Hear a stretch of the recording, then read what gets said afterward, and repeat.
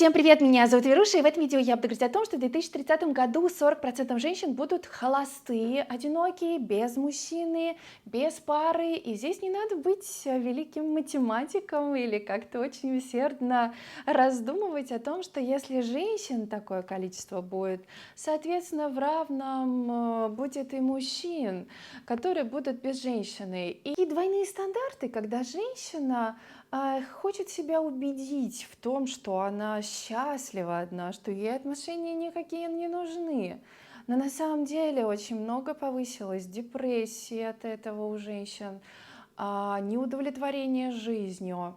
Но при этом, если взять одинокого мужчину и сравнить, то одинокий мужчина, познавший жизнь, никуда не спешит.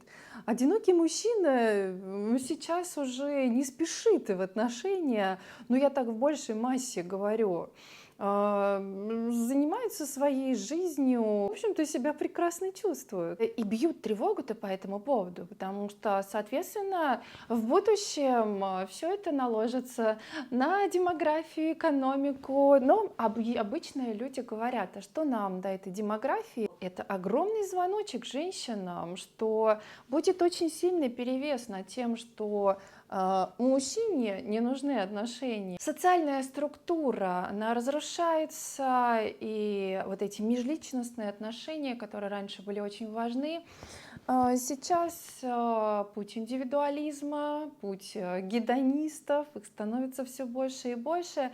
И этот мир, который раньше был, система, которая была построена вокруг отношений, она устарела, она больше не актуальна, и мы движемся в что-то новое, и это принимать нужно нормально, или все-таки люди или ведут, или идут по пути гибели.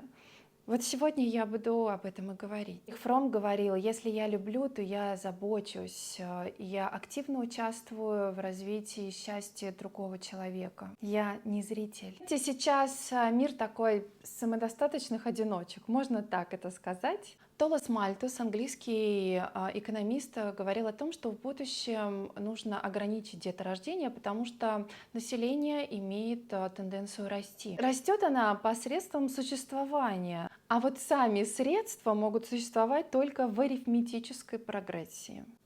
Виктор Плыкин, ученый, считал, что информация и энергия считаются первоосновной в этом мире. Разум Вселенной является первичной, информация является вторичной, ну а энергия уже третична. А сам материальный мир уже создается после. Как и Вселенная, человек состоит из нескольких слоев: ядра, слоя сознания, информационного и энергетического. Это описано в его книге «Вначале было слово» или «След на воде». Современный человек, как он считает, не подозревает о том, что может видеть истину, что у человека может происходить озарение, как происходило у гениальных людей, которые совершали какие-то открытия. Но сейчас вот эта вот воинствующая бездуховность, она запрещает видеть эту правду, истину, она как будто как пелена, все закрывает. Все просто. Либо ты имеешь свое мнение, либо мнение имеет тебя. На самом низком уровне семья — это просто выживание. Следующая степень — это уже безопасность. Это уже рядом человек, который может, как минимум, если мы говорим про мужчину, да, позаботиться, например, о женщине. Дальше ступень — это уже поддержка, это уже понимание, это уже уважение. Это, в конце концов, это прекрасное слово «любовь». Мне кажется, что сейчас нужно думать над тем, как делать проект, я не знаю, как это назвать, как сделать для людей, чтобы была привлекательная история отношений между людьми. Семья, семья там понятно, надо законы менять. Это, как знаете, да, оттолкнуться нужно, если что-то большее есть, значит нужно оттолкнуться, да, не от меньшего, а от, наверное, чего-то другого уже. Вот, наверное, нужно ценности поменять, предложить уже такие ценности, которые будут выше всего этого порядка. Что такое женское одиночество? Это ребенок без отца, например. Это депрессия. Это для многих на самом деле это боль. Что пишут женщины на эту тему, и что это сами мужчины показали пример того, как лучше женщине одной, чем с таким. Вот такими эпитетами бросаются в сторону мужчин. Эксперимент проводили и выявили, что среди 9 мужчин женщина выберет одного, как правило, проблемного. Вот так вот, да, то есть к чему это? К тому, что сами мужчины говорят, что вы пеняете на свой выбор, вы сначала выбираете, а потом как бы говорите, что что-то было не так. Ну, вы же сами выбрали. И вот этот эгоизм как раз, он все же больше присущ женщинам, чем мужчинам, а мужчины больше идут на уступки. Причиной вот такого огромного количества холостых женщин в будущем это то, что сейчас уже в молодом возрасте, не в раннем, я подчеркиваю, что все-таки не супер естественно, да, отодвигается все намного дальше, и создание семьи, ну и плюс сейчас контрацептивы, да, на высоком уровне, скажем так, плюс лечение бесплодия и эко и все остальное, да, и, конечно, женщины понимают, что еще успеется, и все это, конечно, уже сдвинулось. И, ну и плюс давление общества перестало быть таким активным, как это было раньше. Раньше на Руси девушка даже уже после 20 лет уже считалась как бы такая залежавшийся фрукт такой. И что еще влияет, чего не было? Близость без обязательств, дети без ответственности. Знаете, мне кто-то в комментариях, помню, писал такую мысль о том, что вообще пора поддерживать экономически одиночек, потому что одинокому человеку жить дороже. То есть все растраты не делятся на двоих, коммунальные услуги, там, продукты питания и все остальное, там, машина. То есть одному жить гораздо дороже, чем человеку, который живет с кем-то. Но это с одной стороны, это, наверное, со стороны женщин.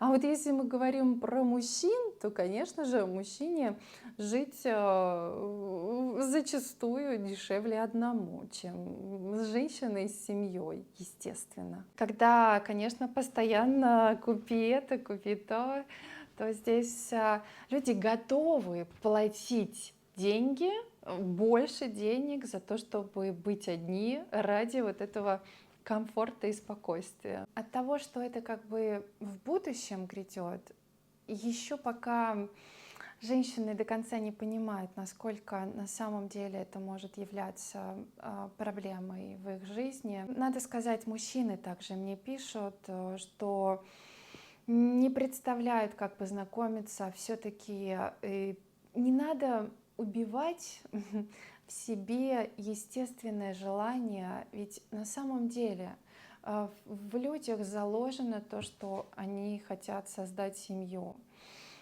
Ведь это абсолютно нормально. А сейчас такое время, что нам говорят, как будто это, в общем-то, и не нужно. Эгоизм — это когда независимо ни от чего ты хочешь при любых условиях, чтобы с тобой был этот человек. А вот любовь — это ты хочешь, чтобы этот человек был счастлив. А как он будет счастлив, он сам решит в своей жизни. Здесь хочу сказать, что, конечно, во-первых, две важные темы. Это первое, то, что действительно проблема эгоизма сейчас со стороны женщин в большом количестве, просто, можно сказать, культивируется. А второй момент — это, конечно же, никто не вправе влезать в чужую жизнь и указывать ему на то, как ему быть счастливым. Что-то мне подсказывает, что женщины занимаются самовнушением и даже не представляют, что их ждет, может быть, многих депрессий, действительно разочарование.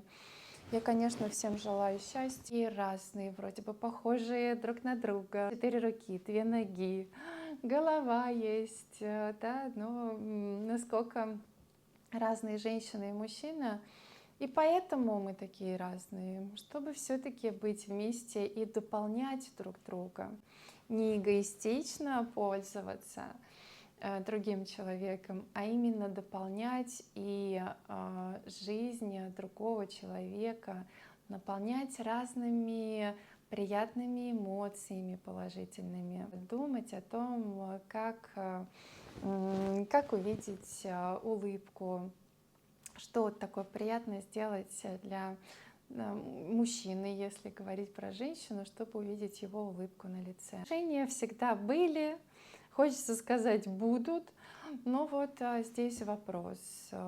Надеюсь, что действительно отношения быть будут, и все-таки, может быть, там, где-то наверху или Вселенная все равно устроит так, чтобы люди были в правильном потоке и создавали семьи, отношения и жили в гармонии и счастье друг с другом. А для этого нужно поменять, сделать выше ценность, чем ценность вот этого материального. Большое за внимание. Увидимся уже завтра в следующем видео. До новых встреч. Пока.